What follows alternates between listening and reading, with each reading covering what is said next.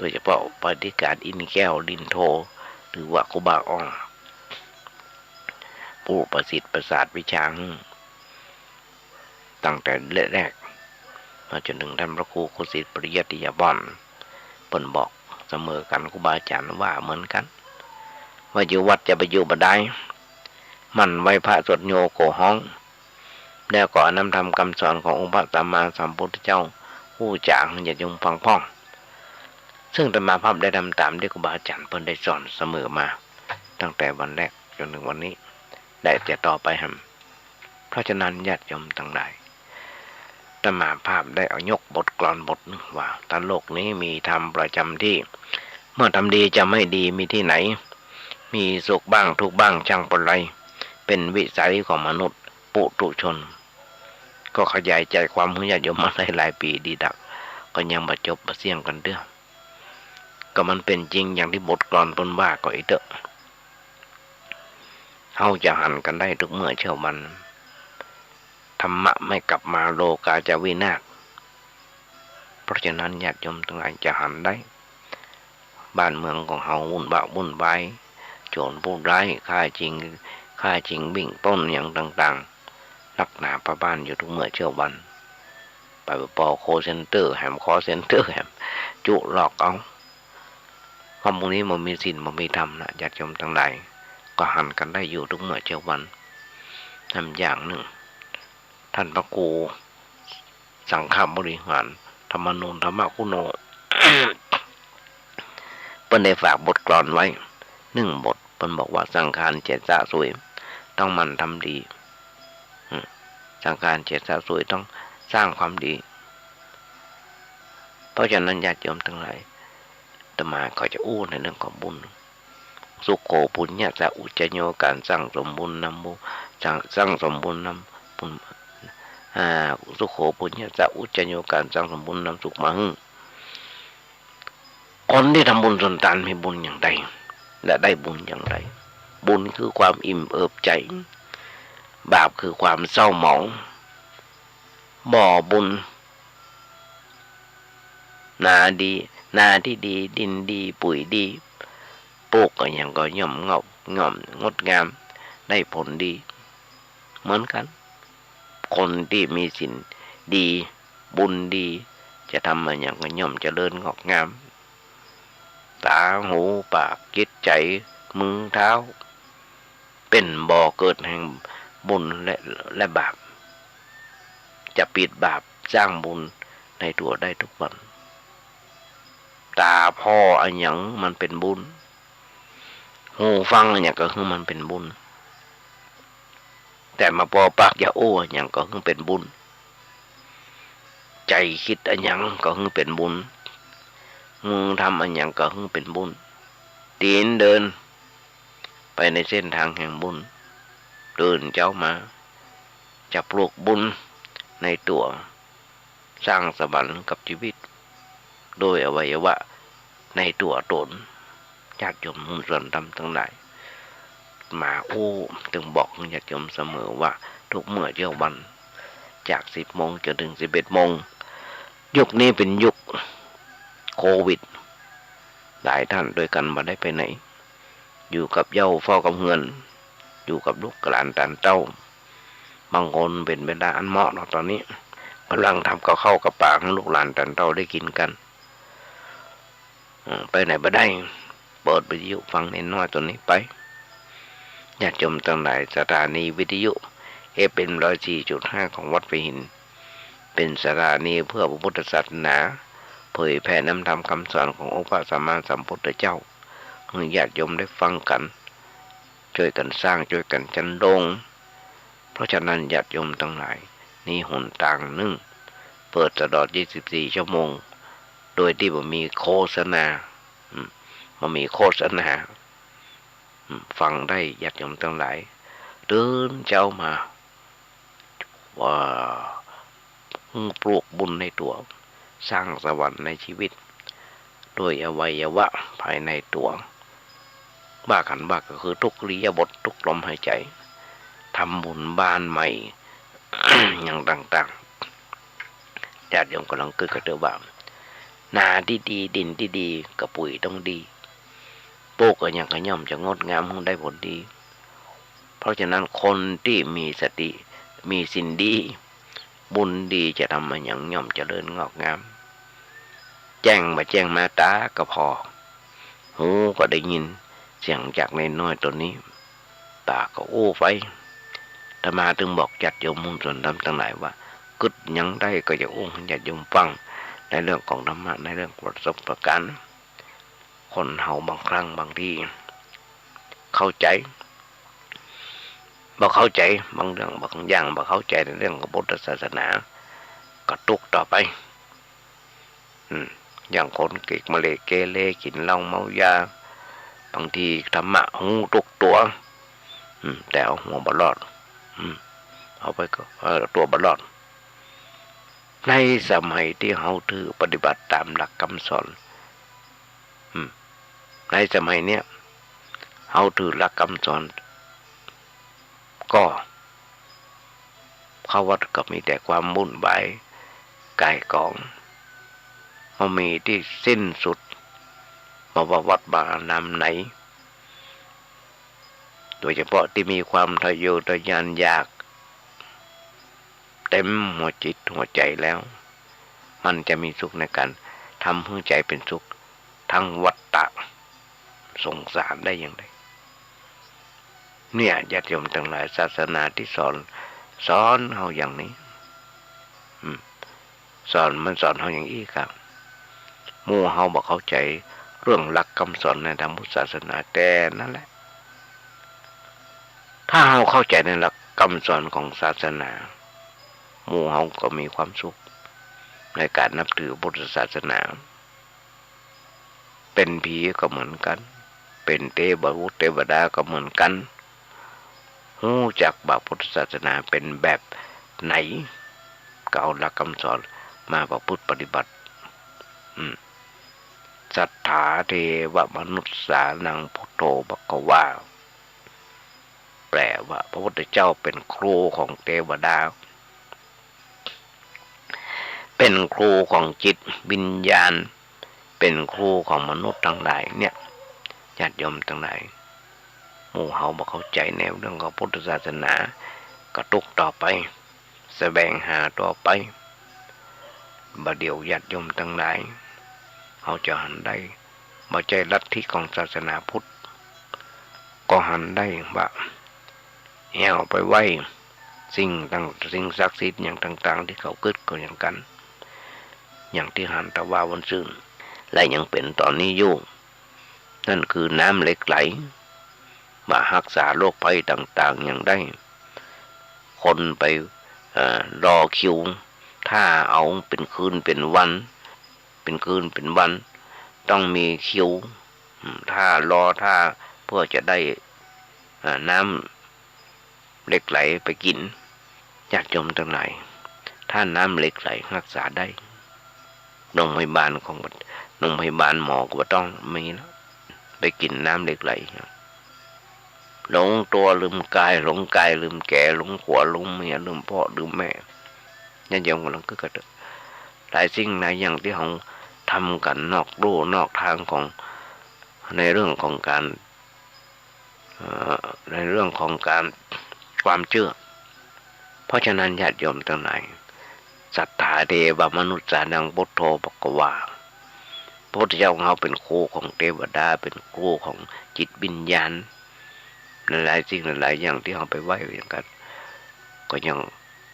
ปิกมาในเรื่องของความเชื่อในเรื่องของคำสอนของพุทธศาสนาอย่างน้อยๆญาติโยมก็ต้องคิดกันด้วยว่าศีล5 ข้อของเรามีพร้อมบริบูรณ์หรือไม่ถ้ามีพร้อมบริบูรณ์แล้วเราจะไปเดือดร้อนไหมอย่างที่บอกนอนรับก็บ่ฝันหายตื่นก็มาก็บ่เป็นทุกข์มันมีแต่ทุกข์ทุกข์ตลอดนอนรับก็ฝันหายตื่นขึ้นมาก็ทุกข์แฮมเจ้าก็ทุกข์สายก็ทุกข์เที่ยงก็ทุกข์บ่ายก็ทุกข์แมลงก็ทุกข์แผ่บ่ายบ่พอเพียงเมื่อคืนก็ทุกข์ตื่นก็ทุกข์อยู่อย่างนั้น ทั้งที่สมบัติมหาศาลน่าจะไปใช้ให้มันเป็นประโยชน์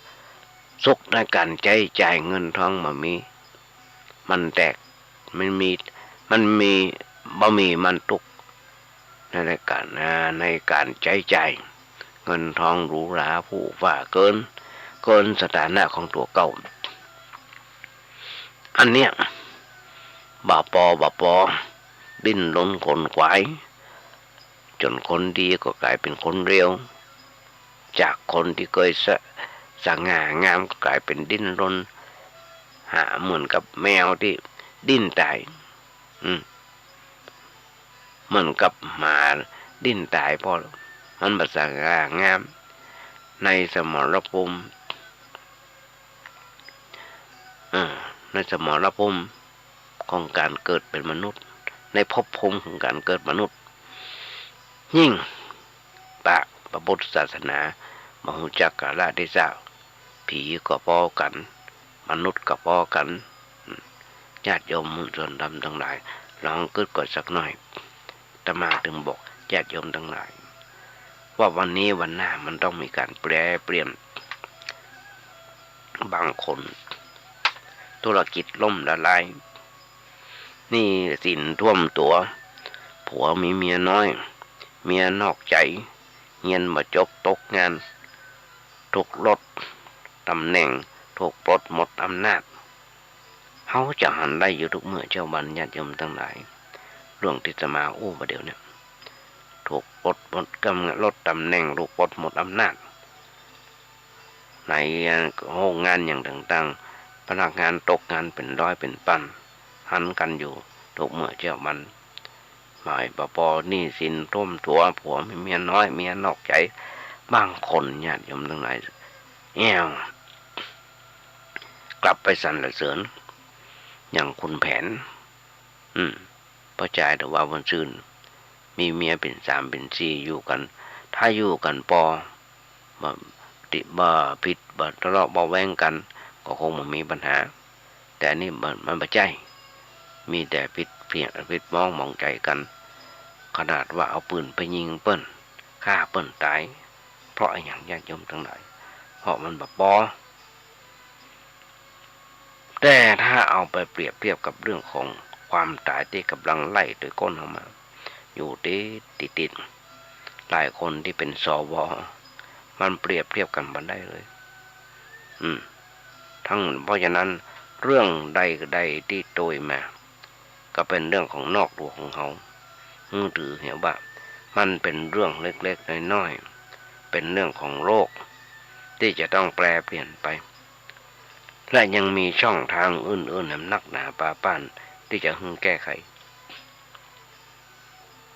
เพียงแต่เราต้องเอาสติปัญญาเข้าไปแก้แต่อย่าเอาการฆ่าตัวตายเข้าไปแลกคิดเมื่อเสมอว่าบ่มีสิ่งใดที่จะทำให้เฮาเป็นทุกข์ได้นอกจากการคิดผิดของเฮาเองถ้าเฮาคิดผิดความทุกข์ก็เกิดขึ้นเฮาคิดถูกก็จะบ่เป็นทุกข์ญาติโยมทั้งหลายทุกข์มันมาหมดไปทุกข์มันมาหมดไปเพราะการไหว้วอนพยายามอย่าคิดเรื่องราวต่างๆต้องเป็นไปตามใจของเราทั้งหมดมันคิดว่ามันจะเกิดดีจะเกิดเรื่องดีหรือว่าเรื่องร้ายอย่างใดก็มันเกิดขึ้นเราพยายามหาวิธีการแก้ไขให้ดีที่สุดแก้ได้ก็เอาแก้บ่ได้ก็เอาและคิดไว้เสมอว่าความทุกข์ความกระตุ้มจะบ่หมดลงไปได้โดยการบนบานหรือไหว้วอนห้องขอเทพเจ้าแม้แต่พิธีกรรมต่างๆก็บ่อาจทำให้เฮาทุกข์ทางใจหมดสิ้นไปได้นอกเหนือจาก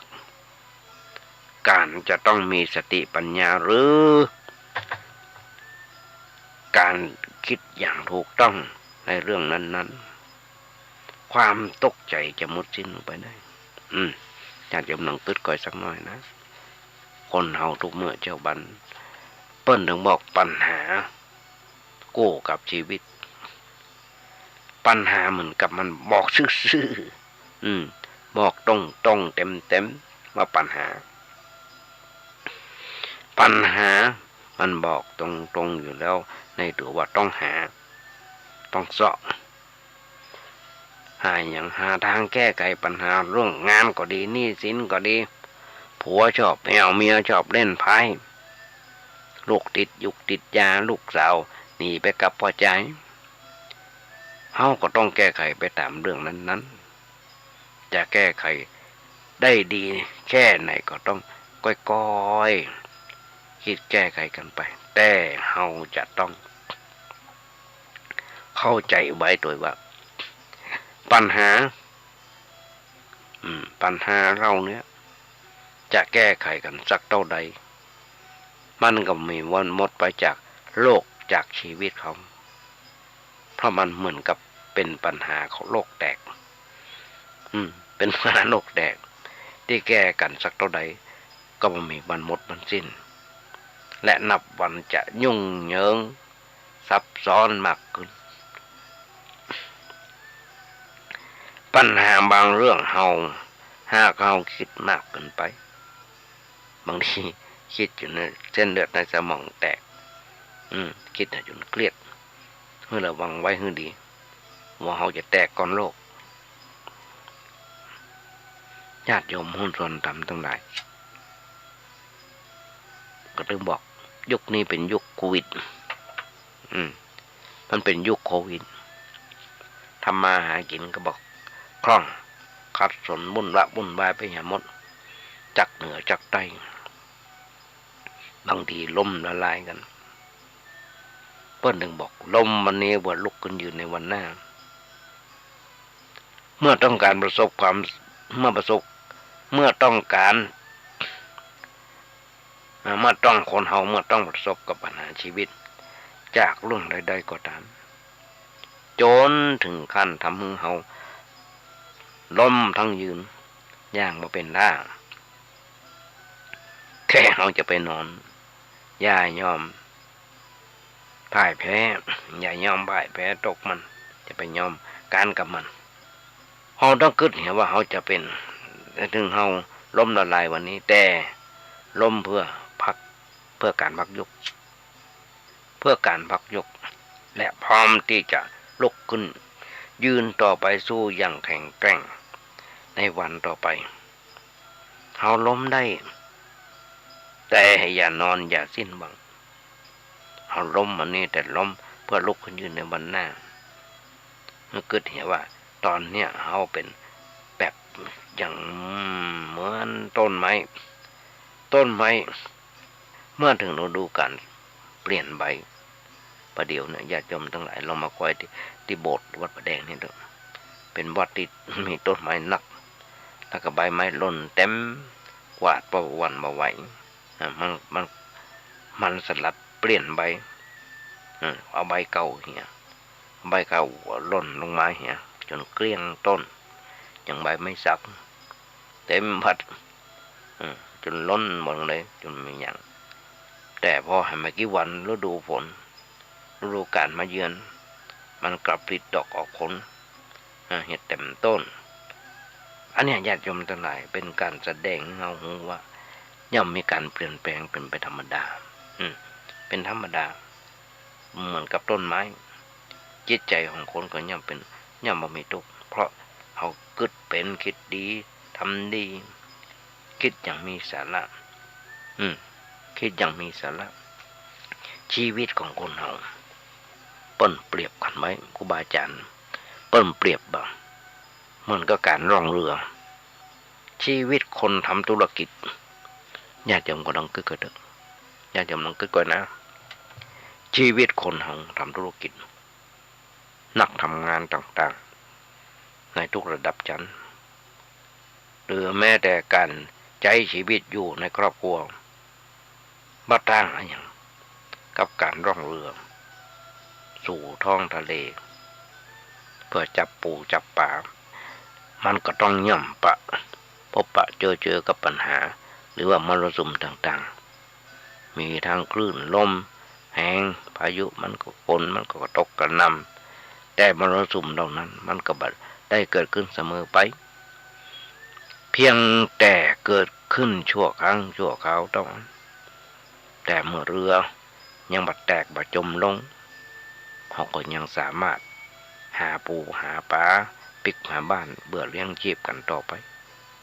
ญาติโยมหุ้นส่วนทำทั้งหลายทุกชีวิตก็เช่นกันย่อมต้องประสบปัญหาเปรียบเหมือนกับการล่องเรือออกทะเลอย่างแน่นอนอยู่แล้วเพียงแต่เฮาบ่หวาดวิตกจนเกินไปมีความอดทนในการต่อสู้อย่างต่อสู้กับชีวิตต้องใจสติปัญญาแก้ไขปัญหาที่เกิดขึ้นโดยจิตใจที่สงบเย็นเฮาย่อมชนะอย่างแน่นอนและคิดไว้เสมอว่าถึงแม้เฮาจะมีหนี้สินล้นพ้นตัวล้นธนาคารแต่เฮาเป็นหนี้เพียงด้วยทรัพย์ส่วนชีวิตของเฮาบ่ได้เป็นหนี้ไผทุกอย่างไม่ว่าจะเรื่องให้เรื่องดีไม่ว่าจะดีหรือเลวเวลาที่เราต้องประสบกับเรื่องที่บดีอย่าไปคิดว่าทำไมต้องเกิดกับเราทำไมต้องมาเกิดที่เราที่คนในครอบครัวของเราทำไมถึงเกิดกับครอบครัวของเราคนในครอบครัวของเราเพราะหากเขาคิดไปก็ยังเป็นทุกข์ใจถ้าหากคิดไปก็ยังทุกข์ใจเป็นหนักกว่าเก่าการคิดอย่างนี้บ่ใช่วิธีการคิดดีๆที่แก้ไขปัญหาแต่คิดไว้เสมอว่าบอกว่าเรื่องดีหรือเลวตอนแหละที่มันเกิดขึ้นกับเรา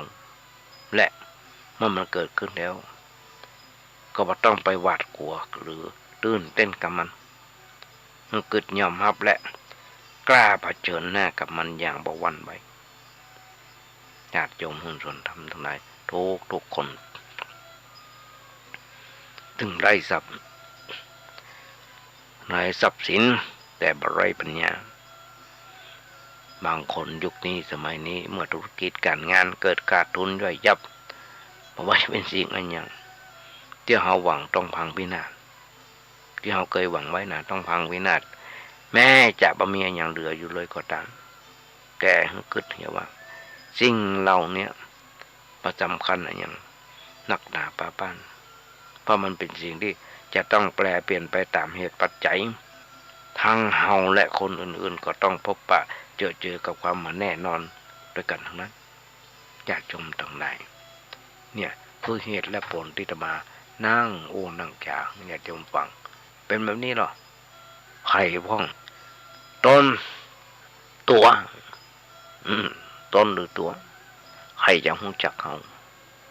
าจะรู้จักไผสำคัญที่สุดเราต้องรู้จักตัวเก่า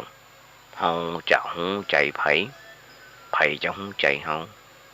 มันบ่สำคัญเท่ากับเรารู้ใจตัวเขาไผจะฮักเขาจะฮักไผมันจะมีความหมายอะไรยังถ้าตัวเขาบ่ฮักตัวเขาเองเพราะฉะนั้นญาติโยมมุ่งจนทำทั้งหลายถึงบอกถึงไร้ทรัพย์แต่บ่ไร้ปัญญาเมื่อเขามีปัญญาอยู่ก็ยังต้องดิ้นรนกันต่อไปเพราะฉะนั้นญาติโยมมุ่งส่วนทำทั้งหลายอาตมาถึงบอกส่วนการประคับประคองก็คงอยู่ประคับประคองชีวิตคงอยู่เพื่อสร้างความดีนี่ครับสำคัญยิ่งกว่าเพราะทำความดีเป็นดังเครื่องหมายที่แสดงว่าเราเป็นมนุษย์ผู้เกิดมาบะเสียทีที่เกิดมาใจมนุษย์เพียงแต่ว่าทำธุรกิจล้มหรือว่าสมหวังแต่เป็นมนุษย์ได้เพราะทำความดีมนุษย์เป็นสัตว์ที่ประเสริฐมนุษย์โซสิแม้เขาจะเหลือเพียงชีวิตล้วนที่ไร้ทรัพย์ แต่เมื่อสติปัญญายังมีเฮาก็ยังมีโอกาสลุกขึ้นสู้เดือนนี้เป็นเดือนสุดท้ายของปีให้เมื่อกี้วันก่อนจะเข้าปีใหม่2566แล้วเขาจะต้องต่อสู้กันต่อไปให้เมินเขายังมีโอกาสลุกขึ้นอยู่สู้เพื่อห้องเอาสิ่งที่สูญเสียไปปิกขึ้นมาปิกขึ้นมาใหม่ได้เพียงแต่เขาต้องอดทนต้องทนถึงได้คือเวลากับการสูญเสียได้มีโอกาสคลี่คลายตัวของมันเองสักระยะหนึ่งแล้วเมื่อนั้นเขาก็เริ่มก้าวเที่ยวใหม่แต่หากว่าเขาทอดใจท้อแท้สิ้นหวังย่อมหมายถึงหมายถึงเฮาแพ้แล้วคือแพ้ทั้งที่ยังบัดดันได้ออกก้าวเดียวสุดท้ายต้องสูญเสียญาติโยมหุ้นสันดำทั้งหลายเขาจะหันได้อยู่ทุกเมื่อเช้าวันอย่างเช่นการเส้นสวงหรือว่าบนบานศาลกล่าวสิ่งศักดิ์สิทธิ์เพื่อให้ได้ตามที่เขาต้องการนั้นมันก็ขึ้นอยู่กับกฎของความบัดเที่ยงเหมือนกันบางครั้งก็ได้บางครั้งก็ไม่ได้ และที่เขาได้มานั้นเป็นเพราะมันมีเหตุที่จะทำให้เขาได้มาในสิ่งนั้นอยู่แล้วเขาถึงได้มาไม่ใช่เพราะมันได้มาด้วยวิธีที่มีสิ่งศักดิ์สิทธิ์มาช่วยเขาได้มาเพื่อมาใจอย่างนั้นญาติโยมเขากึดเหี่ยวว่ากึดเสมอว่าแม้เขาจะได้อันอย่างมาตามที่เขาต้องการแต่สิ่งนั้นจะอยู่กับเขาอย่างถาวรตลอดไปเพราะวันหนึ่งมันก็จะต้องสูญเสียมันก็ต้องจากไปเขาไปเพราะฉะนั้นเขาถึงบอกคนปรารถนาหรือว่าเส้นสวงอ้อนวอนเพื่อจะเป็นจะเป็นอะไรอย่างคือถือว่าเพียงว่าเขาจะกระทำกับมันให้ดีที่สุดต้องการอันยังก็ใจสติปัญญากึดพอว่าทำอย่างใดถึงจะได้สิ่งนั้นมาด้วยความบริสุทธิ์และถูกต้องที่สุดเท่าฝึกคิดอย่างนี้เขาก็ไม่สิทธิจะได้อันอย่างเหมือนเดิมแต่ที่ดีไปกว่านั้นนั่นคือถึงแม้เขาจะบ่ได้ในสิ่งนั้นเขาก็จะบ่เป็นทุกข์ได้มาแล้วมันเกิดสูญเสียไปเขาก็จะบ่เป็นทุกข์เหมือนเดิมเพราะฉะนั้นการให้ดีคิดให้เป็นเพื่อหูเต่าตันต่อสิ่งหลายอย่างนั่นคือมันจะทำให้เขาเป็นทุกข์ในทุกกรณีญาติโยมทั้งหลายคนทุกเมื่อเช้าวันนี้เขามีมรดกทางกายคือโรคภัยไข้เจ็บญาติมาภาพก็เหมือนกันมีโรคภัยไข้เจ็บตอนที่ผ่านมา 7-8 เดือนมานี่จะปีแล้วมาได้ไปโรงพยาบาลมาได้ไปโรงพยาบาลเพราะอย่างแต่รับยามาเหมือนกันพอดีรู้จักกับโยมเปิ่นที่โรงพยาบาลขอโยมเปิ่นไปซื้อเอาแล้วเอามาส่งมาได้ไปโรงพยาบาลเพราะอย่างโรคโควิดมันหนักประเดี๋ยวนึกว่ามันหายไปแล้วประเดี๋ยวนี้มันเริ่มมาแหมแล้วตัวไหม้แหมตัวเอาไว้จะเป็นสารพีสังกะแปงละปูนจังใหม่เริ่มวุ่นวายแหมละ มีมรดกทางกายเหมือนกันโทษทุกคนนั่นคือโรคภัยไข้เจ็บถึงแม้เขาจะต้องมาเผชิญกับโรคร้ายที่สังคมรังเกียจหรือว่าเจ็บป่วยด้วยโรคอะไรก็ตามขออย่าคิดถึงคิดที่อยากจะหายจากโรคนั้นนะเพราะอย่างเพราะมันจะยิ่งทำให้เขาเป็นทุกข์หนักเข้าไปแต่คิดเหี้ยว่าเขาจะรักษาโรคไปตามเรื่องของมันต่อมาก็เหมือนกันรักษาโรคไปตามเรื่องของมันเป็นความดันเป็นเส้นเลือดในสมองตีบต้องกินยาละลายไขมันต้องกินยาสปะวันหลายเม็ดหนักที่สุดก็คือ กุฏิหมุนอย่างเมื่อกี้วันที่ผ่านมาไปเตียวรอบโบสถ์สัก2 รอบรู้สึกว่าจะเมาหัวต้องปิกมากินยาหอมต้องปิกมากินยาแก้เมาแล้วก็นอนพักผ่อนมันก็ดีขึ้นบางทีมันก็ดีบางทีมันก็หายอย่างใดก็ตามญาติโยมทั้งหลายถึงแม้เฮาจะมาเป็นโรคนี้ ทุกคนก็ต้องตายอยู่แล้วเพราะฉะนั้นเลยบ่จำเป็นจะต้องเสียใจหรือว่าหวาดกลัวต่อโรคนั้นร่างกายของคนเราเป็นที่อยู่ของโรคนานาชนิดอย่างที่บอกอยู่ในบ้านก็เป็นโรคออกนอกบ้านก็เป็นโรคเปิ้นประกาศมาแล้วหน้าหนาวเริ่มแล้ว PM ฝุ่น PM 2.5 ต้องปิดผ้าแมสออกจากบ้านก็ดีอยู่ในบ้านก็ดีต้องปิดทุกชีวิตที่เกิดมาว่าจะเป็นเศรษฐีพันล้านหรือว่าขอทานแต่ต้องเป็นโรคโดยกันทั้งนั้นเพราะฉะนั้นอย่าตกใจหรือว่ากลุ้มใจกับโรคต่างๆที่กำลังเป็นอยู่โทรไปอู้กับลูกศิษย์มหาภาพเมื่อกี้วันที่ผ่านมาผมบอกผมสบายต้นปีหน้านี่จะต้องไปแอคโคหรือว่าไปตรวจคลื่นหัวใจต้องใจเงินถึง20,000 กว่าบาทแต่มาเคยรอญาติโยมทั้งหลายไปแอคโคตอนนั้นได้10 กว่าปีมาแล้วเชียง4,500แต่มาเป็นคนสุดท้ายที่เปิ้นคิดแค่4,500ต่อไปจะขึ้นแล้วมีคนนั่งรออยู่4 คนเพื่อจะแอคโคที่โรงพยาบาลตึกโรงพยาบาลชนกตึกอย่างก็เนี่ยลืมไปแล้วตึกสีพัด รอหมอผลตรวจมันบอกว่าจะมาเป็นคนสุดท้ายนั่งรอหัน4 คนจะต้องขึ้นราคากายโคหรอกนะคงจะละแป้งมาจะดึงหุ้งข่าวแต่ว่าวันซื้อใน20,000 กว่าบาท20,000 กว่าบาทเพราะฉะนั้นญาติโยมทั้งหลายเฮากลุ้มใจในโรคต่างๆที่กำลังเป็นอยู่โดยให้กึศเห็นว่าความมีโรคเป็นเรื่องปกติธรรมดาอโลคยาปรมาลาภาผู้ไม่มีโรคเป็นลาภอันประเสริฐที่ทุกคนเกิดมาจะต้องได้รับโรคเป็นมรดกเหมือนกันทั้งนั้นญาติโยมก็บ่ต้องกึศอย่างนักหนาปาปานเพราะฉะนั้นญาติโยมทั้งหลายอย่าตกใจเมื่อโรคภัยมาเยือนอย่าตกใจเมื่อโรคภัยมาเยือนโรคทุกชนิดเมื่อเกิดขึ้นแล้วมันก็ทำให้บ่สบายกายคือมีความทุกข์กายก็เหมือนกันคล้ายๆกันไปหมดแต่เฮาบ่กลัวบางคนแต่ไปกลัวมันไปตกใจกับชื่อของมันอย่างโควิดโรคโควิดไปกลัวมัน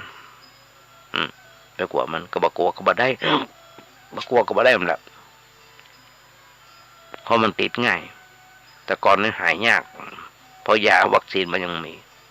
ประเด็นนี้ผมรู้สึกว่าจะหายง่าย พอมีตัวยาที่วิจัยและคิดค้นกันได้แล้วเพราะฉะนั้นญาติโยมมันเลยทำให้เราเกิดความทุกข์ตั้งใจซ่อนขึ้นมาทำจันจนกลายเป็นว่าเขาเป็นโรคทั้งทางกายและทางใจไปพร้อมๆกันมีคนส่ง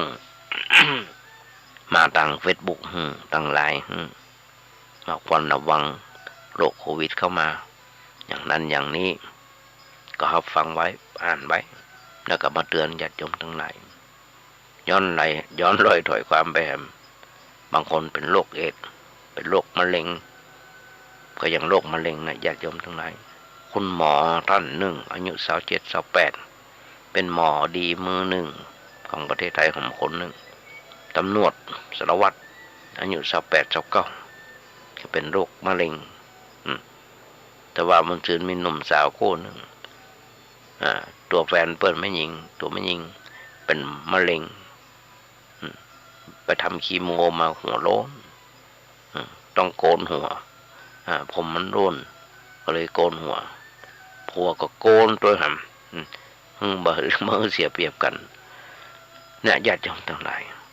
เปิ้นคิดบวกถึงเป็นโรคมะเร็งถึงเวลามันก็ต้องตายเหมือนกันพยายามคิดให้มันเป็นพยายามคิดให้มันเกิดการท้อแท้อย่าพยายามคิดมันเกิดการท้อแท้โม้กันง่ายๆก็คือคิดมันน้อยใจในโชคชะตาอย่าไปคิดว่าน้อยใจในโชคชะตาเป็นอันขาดเพราะมันจะมาทำให้เราดีขึ้นแม้แต่จะทำให้ชีวิตเราย่ำแย่ลงมันมีแต่จะทำให้ชีวิตของเราย่ำแย่ลงสุดลงหนักเบาทุกกันทุกเมื่อเช้าวันมึงคิดเหรอว่าความตายไม่ใช่จะมีแต่เฉพาะผู้เป็นโรคเอดส์หรือว่าโรคมะเร็งตอนนั้นแต่ความตายมีขึ้นกับทุกๆคนมันมายกเว้นกับไอ้ทั้งนั้นพายจะเป็นโรคหรือบ่เป็นโรคย่อมต้องตายเหมือนกันทั้งหมดเพราะฉะนั้นอย่าไปทุกข์ใจกลุ้มใจให้มันนักเกินไปหลายคนญาติโยมทั้งหลายบางคนเผลอเล้อบ้าตัวเก่ามาเป็นโรคกันอย่างหรือว่าเป็นโรคนิดๆหน่อยๆกินเหล้าเมายาไปต้มเอารถไปโจรเอารถไปคว่ำเนี่ยตายเปรอะประเตอญาติโยมทั้งหลายได้ยินอยู่ทุกเมื่อเช้าวันกุฏิธรรมาภาพอยู่ใกล้ถนนได้ยินเสียงรถ196 1996 169อย่างนั้นนะรถที่เพิ่นมารับคนป่วยนะแว่เข้ามานะตึกกับจะถึงวันนั่งชันเบนอยู่มาตอนได้ยินเสียงรถมันนะพอเมื่อคืนมาสะดุ้งเพราะฉะนั้นอย่าไปคิดอย่าพยายามคิดแต่สิ่งพยายามคิดแต่สิ่งที่ดีที่สร้างสรรค์กับชีวิตของเราอาจจะพิชิตโรคร้ายที่กำลังมีให้เบาบางลงหมดลงไปได้เพราะการคิดแต่สิ่งที่ดีๆนั้นย่อมมีปาฏิหาริย์เกิดขึ้นได้เสมอ โรคน่ากลัวคือโรคทางจิตวิญญาณเป็นว่าไหมชีวิตของคนเราย่อมมีความผิดพลาดเกิดขึ้นด้วยกันทั้งนั้นและไม่มีใครที่อยากจะให้เรื่องราวเลวร้ายเกิดขึ้นกับตัวหรือว่าคนในครอบครัวแต่เมื่อมันเกิดขึ้นแล้วหากจะมันนั่งเศร้าโศกกระหนกับเรื่องที่ผิดพลาดไปมันก็บ่เกิดอะไรอย่างขึ้นมาได้มันบ่เกิดประโยชน์อย่างขึ้นมาได้นอกจากเราจะต้องถือเอาความผิดพลาดนั่นเป็นครูเป็นบทเรียนสอนใจของเราเพื่อจะได้เพิ่มความระมัดระวังกับเราได้ยิ่งขึ้นญาติโยมทั้งหลายอย่างโรคมะเร็งเกิดขึ้นได้หลายสาเหตุหลายสาเหตุถ้าเราไปเชื่ออย่างเปิ้นบากมันจริงๆแล้วอันนั้นก็กินมาได้อันนี้ก็กินมาได้แต่ต้องจะลองกินเข้าไปแล้วระวังเป็นโรคมะเร็งมันเป็นโรคนั้นโรคนี้มันต้องได้กินอย่างสักอย่างญาติโยมทั้งหลายหากพิจารณาพอแล้วจะหันได้ว่าสังคมเฮาบ่ได้คิดดังเกียรติผู้ที่กำลังประสบเคราะห์กรรมของการเป็นโรคเอดส์หรือว่าโรคมะเร็งหรือว่าโรคร้ายต่างๆเพราะเฮาหรือว่าเพราะเปิ้นหูดีว่าคนเหล่านั้นเป็นเพียงโรคทางกายซึ่งมันน่ารังเกียจเท่ากับโรคหิวโหยทางจิตวิญญาณเพราะโรคหิวโหยเนี่ยเป็นภัยอย่างใหญ่หลวงต่อชีวิตของเพื่อนมนุษย์ด้วยกันหลอกลวงต้มตุ๋นแกงคอเซ็นเตอร์แกงอย่างต่างๆดูดเอาเงินไปขอจุเปิ้นเลขบัญชีอย่างต่างๆอ้างตัวว่าเป็นผู้กำกับอ้างตัวอย่างต่างๆธรรมาก็เคยเจอโทรศัพท์มานะไม่หมูกี่ตัวบอกหมูกี่ตัวหาว่าที่ทำการไปรษณีย์ธรรมากดขว้างเลยมาฮับแกงต้มตุ๋นดอกลวงแย่งชิงปล้นฆ่าคอร์รัปชันยังระว่าวันซื่นดับผู้กำกับเอาเงินเชิด หนีไปจนประมาณ14 ล้านตำรวจตัวยับเสาะยับต่างๆที่ไหนได้มาบดอยู่อำเภอเทืองจังหวัดลำปางเพื่อก็ไปจับไปยับทำอย่างกดขี่ห้มก้มแห่งผู้ต่ำต้อยกว่าสะปะเรื่องญาติโยมทั้งหลายยุคนี้สมัยนี้หากินกันแบบแนวแปลกๆนี่คืออาการของโรคเหี่ยวโหยทางจิตวิญญาณที่ผู้คนในสังคมส่วนใหญ่ขยะแขยงจังมาเด้อจนอยากจะสาบแช่งบังได้ผุดบังได้เกิดหรือว่าอยากจะแยกโลกไปอยู่โดยสมัยญาติโยมมุ่งส่วนธรรมทั้งหลายเขาจะต้องพอโลกตามความเป็นจริงวันนี้เขาอาจจะเป็นตุกใจอยู่กับโรคร้ายที่กำลังประสบอยู่แต่พยายามฝึกคิดถึงถูกต้องพอโลกมันกว้างออกไปให้เมื่อกี้วันก็จะเริ่มต้นปี2566แล้วปีใหม่อย่างมาละเมื่อกี้วันเพราะฉะนั้นญาติโยมทั้งหลายต้องทำใจต้องพอโลกมันกว้างพอตามความเป็นจริงที่ปรากฏขึ้นหันนั่นคือเฮาบ่ได้เป็นตุกอยู่คนเดียวในโลกต่างประเทศบางประเทศอย่างรัสเซียกับยูเครนกำลังสู้รบปรบมือกันคนตายเป็นร้อยเป็นพันเอาระเบิดนิวเคลียร์อย่างต่างๆยิงข้ามประเทศกันเดือดร้อนมาถึงเชียงใหม่เดือดร้อนมาถึงประเทศไทยของเฮาเพราะอย่างเพราะหมู่นี้เป็นหมู่เศรษฐกิจเป็นหมู่เป็นบ่อน้ำมันเขามีอย่างกินเขามีอย่างขายเขามีน้ำมันอันอย่างก็พูดกับแป้งไปเห็นหมดกวนปัญญาประเด็นนี้ยัดอย่างทั้งหลายเพราะอย่างเขาต้องอาศัยเปิ้ลส่งมาขายบ้านเขาเศรษฐกิจอย่างต่างๆค่าเงินของเขาก็ถูกค่าเงินของเปิ้ลก็แป้งกึดแล้วมันเจ็บหัวยัดยมทั้งหลายอ้วกไปนะก็เจ็บหัวไม่ใจน้อยที่ว่าเจ็บหัวแล้วไม่ใจยังสมาเป็นบุคคลคนหนึ่งที่เสียภาษีเป็นบุคคลคนหนึ่งที่ต้องซื้อต้องจ่ายค่าน้ำก่าไฟอย่างต่างๆพริก5 เกี๊ยวหอม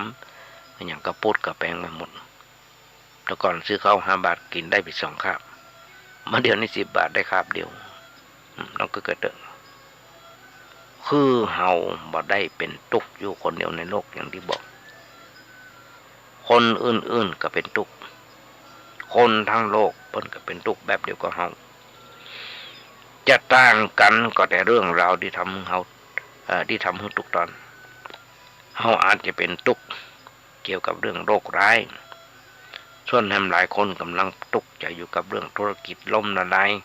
หนี้สินท่วมตัวหุ้นถูกเล่นหุ้นถูกโกงถูกยศถูกปลดหมดอำนาจบางคนผัวมีเมียน้อยเมียนอกใจลูกบ่าวติดยาลูกสาวติดเปื้อนไม่ยอมปิกบ้านและแฮมหลายๆเรื่องหนี้สินล้นพ้นตัวเจ้าหนี้มาทวงจนฆ่าจนแกล้งกันจนขึ้นลงขึ้นศาลกันเรื่องที่ทำให้คนในโลกนี่ต้องตกใจเพราะฉะนั้นเฮาอย่าคิดว่าเฮาเป็นตุกคนเดียวเพื่อนมนุษย์ทั้งโลกเปิ้นก็ทุกข์เช่นกันญาติโยมหุ้นส่วนธรรมทั้งหลายความสุขที่แต้มอยู่ที่ไหนสุขแต่อยู่ที่ใจสงบเย็นใจสงบเย็นลองถามตัวเฮาพอว่าชีวิตเนี่ยเกิดมาเพื่ออะไรและสิ่งใดที่ควรจะได้ควรจะถึงในขณะที่กำลังมีชีวิตอยู่ที่นอกเหนือไปจากความร่ำรวยยศชื่อเสียงตอบได้ตอบมึงได้ตอบก็ได้ว่าความสุขสงบเย็นในอิสระทางจิตใจใครก็จังที่เลื่อนยศเลื่อนชั้นเลื่อนขั้นอย่างต่างๆได้ชื่อได้เสียงอย่างต่างๆนั่นคือการเพิ่มงานเพิ่มหัวโขนถ้าหัวโขนทอดหัวโขนมาได้ก็เป็นตุกเหมือนกัน แม้กระทั่งตอนที่มีหัวขนก็ยังไปทุกข์อยู่คือสิ่งที่เป็นมนุษย์ทุกคนควรจะได้ควรจะถึงในขณะที่กำลังมีชีวิตอยู่และคนอย่างยิ่งที่จะฟังแสวงหาความสงบเย็นนี่เป็นสุขที่แท้ส่วนความสุขจากการแสวงหาทรัพย์หรือว่าปริญญายศชื่อเสียงอย่างต่าง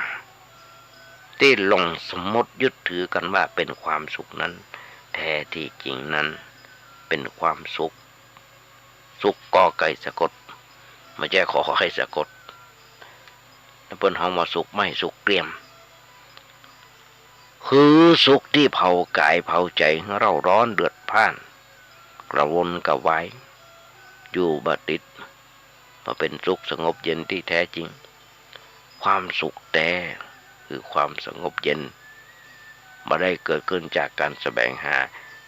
ที่ภายนอกหรือว่าการร่ำรวยมีชื่อเสียงโด่งดังก้องฟ้า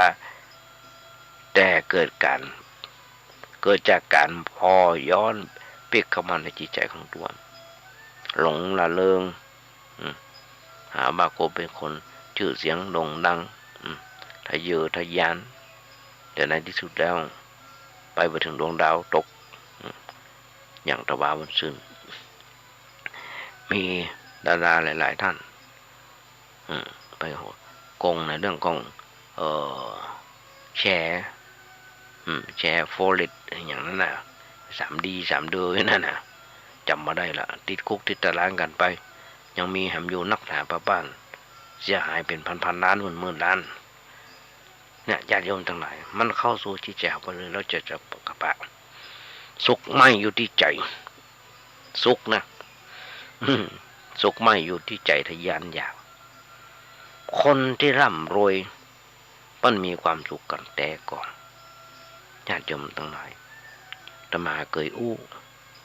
ว่าคนรวยมหาเศรษฐีเหล่านั้นมันมีบ้านเป็นหลัง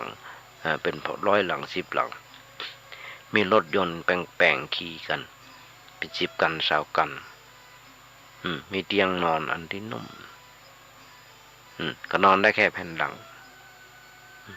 นอนได้แค่แผ่นหลังกันรถก็ขับค้างละกันนั่นเองไม่ได้ขับก็เดี๋ยวคำเดียว100 กันปันกันก็ไม่ใช่ญาติโยมทั้งหลายในที่สุดแล้วเตียงที่แปลงที่สุดและห้องที่แปลงที่สุด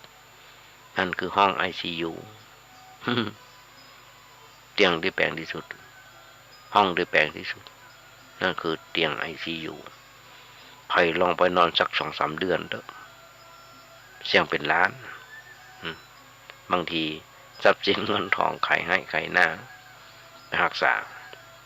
มีหรอกไม่ใช่มันมีที่อ้วงญาติโยมทั้งหลายญาติโยมทั้งหลายบางคนนะอย่างเดียวหันอยู่ทุกเมื่อเช้าวันไปไหนมาไหนก็ต้องคอยหวาดระแวงคนรวยหมู่นี้นะแต่พอมีคนคุ้มกันมีรถป้องกันกระสุนคนรวยเหล่านั้นเขายังดิ้นรนแสวงหากันอย่างหัวมุนมาจบประสิ้นหามาได้สักใดก็บอกปอเพราะว่าทางทุจริตคดโกงคอร์รัปชันหันอยู่กับทุกเมื่อเช้าวันมาเดี๋ยวนี้คนจีนปิกมาบ้านเข้ามาในประเทศไทยของเฮามาถือสัญชาติโกงบ้านโกงเมืองของเฮาหันอยู่ทุกเมื่อเช้าวันยับกันได้เป็นร้อยคนนะประเดี๋ยวนี้ญาติโยมทั้งหลายแหมนักหนาป่าป้านที่เขาหลงกึดไปว่าจะได้รับความสุขจากการแสวงหาสิ่งต่างๆปัญญาเข้าไปที่คุกติดตารางเอามาไว้ครอบครองเมื่อเป็นแบบนี้ย่อมหมายถึงว่าเฮาหมู่เฮากำลังเดินหลงทางเฮาไม่ใช่เฮาอย่างเดียวก็เปิ้นหลงทางอย่างแฮมเฮาไปหลงทางในเปิ้นแฮมโดยการเดินทางเข้าไปสู่เส้นทางของความสุขไม่ใช่สุขสงบเย็นของชีวิตที่ควรจะได้ควรจะถึงในขณะที่กำลังมีชีวิตอยู่หากชีวิตของเฮามัวแต่ครุ่นคิดอยู่กับเรื่องได้เรื่องเสียของธุรกิจการงานชื่อเสียงหรือว่าอย่างต่างๆจนนักเกินไปมากไปแล้วโดยบอกโหถึงจุดหมายปลาย ทางของชีวิตหรือของสิ่งต่างๆเหล่านั้นอย่างดีพอทำเพื่อเนี่ยขนาดไหนถึงจะเพียงพอแค่ไหนถึงจะพอเพียงพอระมัดระวังดีเพราะเมื่อมันเกิดพลาดพลั้งขึ้นมาสิ่งเหล่านี้แหละที่มันจะคอยชกกัดของเราหัวเราตัวของเรามันเจ็บปวดแม่ตายญาติโยมห้องเรือนดำทั้งหลายทุกเมื่อเช้าวันนี้เรื่องใหญ่หรือว่าเล็กเรื่องใหญ่หรือว่าเรื่องน้อยอยู่ที่เราคิดปัญหาที่เกิดขึ้นจากเหตุภายนอกมีนักหนาป่าป้านหากจะคอยตัวเองแก้กันสัก10 ชาติก็คงมาหมดนอกจากจะต้องแก้ไขกันให้มันถูกจุดคือต้องแก้กันที่จิตมันถูกจุดนั้นต้องแก้ที่จิตมาโลภโมโทสันมาคิดอยากได้ของเปิ้ลมันเป็นของตัวด้วยการคิดอย่างมีสาระคิดแล้วบตุกแม้ชีวิตเราจะเกิดเรื่องเลวร้ายขึ้นจนถึงขั้นคอขาดบาดตายถ้าเราคิดเป็นคิดถูกเรื่องนี้อาจจะเป็นเรื่องเล็กๆน้อยๆไปหรือว่าเรื่องธุรกิจขาดทุนเล่นหุ้นถูกโกงเรียนบ่จบตกงานถ้าเราคิดเป็นคิดถูก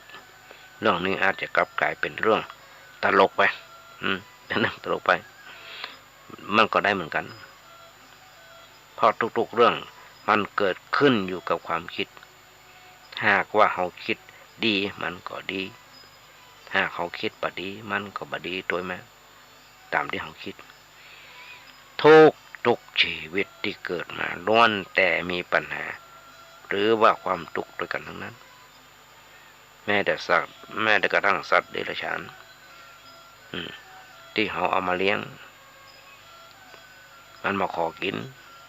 มันก็ได้กินถ้าเขามีถ้าบ่มีก็บ่ได้กินญาติโยมคือกระดึกทุกชีวิตที่เกิดมาล้วนแต่มีปัญหาหรือความทุกข์ด้วยกันทั้งนั้นบางคนมีปัญหาหนักบางคนมีปัญหามีความทุกข์น้อยแต่ภัยจะหนักหรือว่าภัยจะน้อยบ่ได้ขึ้นอยู่กับการเป็นเศรษฐีหรือว่ายาจกและบ่ได้ขึ้นอยู่กับการจบปริญญาหรือว่าป .4 หรือว่าเรียนบ่จบแต่มาได้หันตะวันวันศุกร์คนจบป .2 แม่จบป .4 ส่งลูกเรียนถึงจบปริญญาเป็นด็อกเตอร์นั่นเพราะอย่างเพราะความขยันหมั่นเพียรของพ่อของแม่ที่ส่งเสียลูกเรียนบางคนญาติโยมทั้งหลายเรียนเป็น8-9 ปีเป็น10 ปีอายุแค่10 ปลาย20 ปลายได้เป็นทนายความก่อนที่เพิ่นจะได้เป็นสอบเป็นทนายความเป็นยามเป็นคนส่งของเปิ้นห้องอย่างไรเด้อเด้ๆนะเป็นสปะทำงานสปะเพื่อส่งตัวเก่าเฮียนจนจบได้เป็นทนายความตามความมุ่งมา่ปรารถนาของเปิ้นนี่แหละญาติโยมทั้งหลายคือความพยายามของคนเฮาเพราะฉะนั้น